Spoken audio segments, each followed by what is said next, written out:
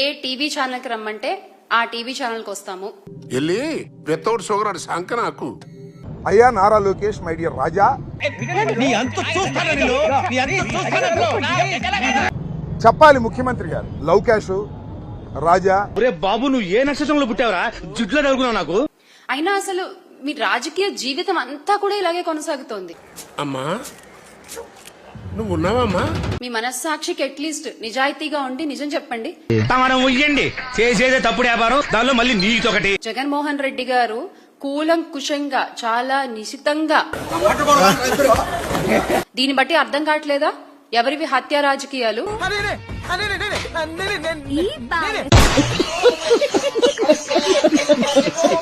ఎవరు మనుషుల్ని చంపేస్తారు?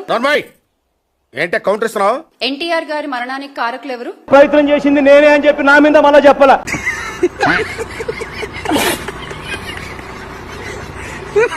తర్వాత గొడ్డలి పార్టీ అని మాట్లాడుతున్నారు. నువ్వు లేడీసే కదా, నీకు తెలియదు ఆ మాత్రం ముచ్చట?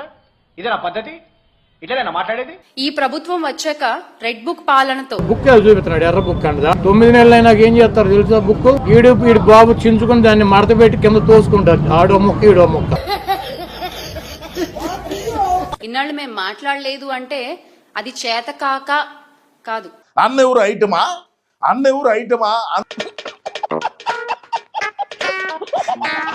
అంటే మీరు మీ లిమిట్స్ దాటి మాట్లాడితే మేము ఇలాగే మాట్లాడాల్సి వస్తుంది. దున్నపోతులా తిని ఎవరు హత్య రాజకీయాలు చేస్తారు? మొన్న ఈ మధ్య చూసా, గుంట మంచి పొంగు మీద ఉంది. ఎవరివండి హత్య రాజకీయాలు? ఎన్టీఆర్ గారి దగ్గర నుంచి పార్టీ చోరీ.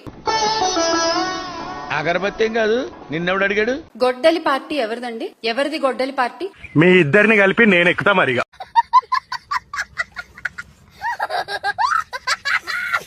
నెత్తి మీద రూపాయి పెడితే చెల్లి అర్హత ఉందా? మరి పార్టీలో ఏదో రామ్మా నువ్వు ప్రచారం చేయి, ఇదో ఇంత ప్యాకేజ్ అని ఒప్పించినాక నువ్వు సెలరేకపోవటం అనేది ఈడ బాధ. ప్రజలు ఏవి మర్చిపోరు, ప్రజలు అన్ని గుర్తు పెట్టుకుంటారు.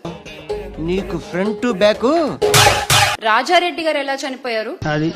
నువ్వు మధ్యలో మీ ఫ్యామిలీ గురించి చెప్పకే. అడిగితేనేమో మాట్లాడరు, మాట్లాడే వాళ్ళపై ఏమో కేసులు పెడతారు. నువ్వు ఒక సామాన్య కార్యకర్త అనేది గుర్తుపెట్టుకో.